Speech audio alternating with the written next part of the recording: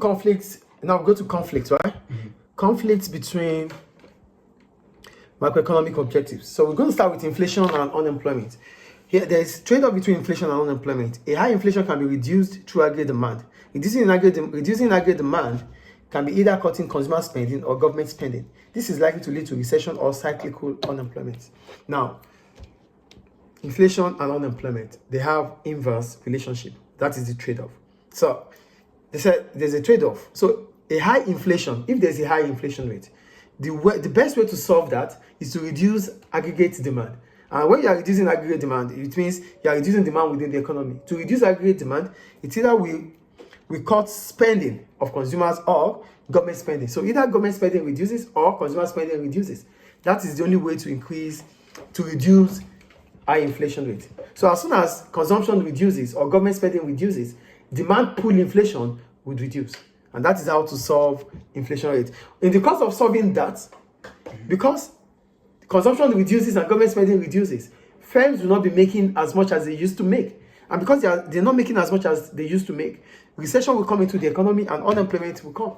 It's cyclical unemployment, which is unemployment based on aggregate demand.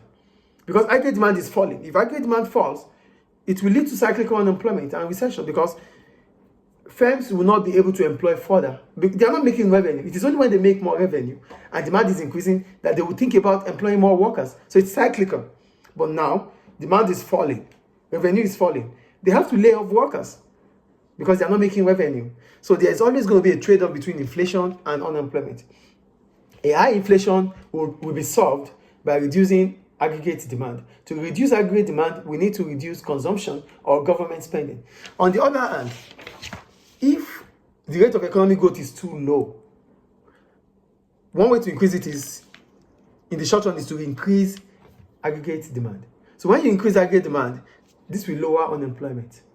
And as soon as unemployment reduces, what happens again? Prices would rise because demand would increase. And if demand increases, it leads to demand pull inflation and also cost push inflation because if demand increases, firms would want to employ more workers. And the economy is always moving towards full employment. And because the economy is moving towards full employment, the demand for labor would increase more than supply of labor. So firms will not have any other choice than to pay more to their workers.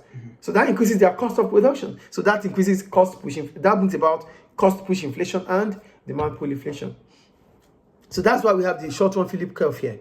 So for the short-run Phillips curve, when you look at the graph shows that the lower the unemployment rate, the higher the rate of changes of money wages in which is a proxy of measure for inflation. So look at look at the Phillips curve here. This is money wage, which can be used, is a proxy, that means is an indirect way of measuring inflation. So if this unemployment rate, if the unemployment is reducing, the wage rate, inflation rates will rise. So if unemployment is reducing, inflation rate will rise. If unemployment is increasing, inflation rate will fall. So that is the short-run, the short-run Phillips curve. I think the point is clear. It only shows the relationship that is there between unemployment and the rate of money wages, which is a proxy for inflation, in measuring inflation. Any question about inflation and unemployment? Good. So note, the trade-off between unemployment and inflation is in the short run. Therefore, it won't exist if supply-side policies were used. Now, we already said there's trade-off between inflation and unemployment.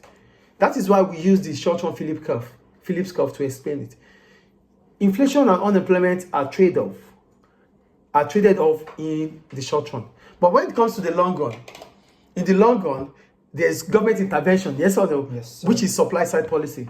So with supply-side policy is expected to increase output within the economy, and if output is increasing, inflation rate is expected to fall, yes or no? So here I wrote, therefore it won't exist if supply-side policies were used. As supply-side policies increase the long-run aggregate supply, so the price level falls and the real GDP rises. A rise in real GDP means unemployment is expected to fall. So in the long run, we won't have a trade-off between inflation and unemployment because there's going to be the possibility of using supply-side policies. And when you use supply-side policies, it increases the long-run aggregate supply. And if the long-run aggregate supply curve is increasing, it's shifting to the right, it simply means the price level is expected to fall and aggregate demand is expected to increase. So the short-run trade-off between unemployment and inflation can be expressed also with the classical economist short-run aggregate supply, which is this. So it's only in the short run, either we use the Phillips curve or the classical economic short-run aggregate supply. So in the short run, output, the aggregate demand is increasing from 81 to 82, but just in the short run. So it's always going to be in the short run. So this is the only time we have unemployment, in the short run. But in the long run, government will use supply side policies to increase the long run aggregate supply. And if the long run aggregate supply is increasing, they won't even need to think about short run aggregate supply, because now we are thinking about sustainability and success. Is it clear? Yes, so that's about inflation and unemployment. You have to put in mind that there's trade-off between inflation and unemployment only in the short run. Why is it not possible in the long run? It is not possible in the long run because in the long run, there's always supply side policies. And whenever supply side policies are in place, it increases long run aggregate supply. Any question about that? No. So that ends inflation and unemployment.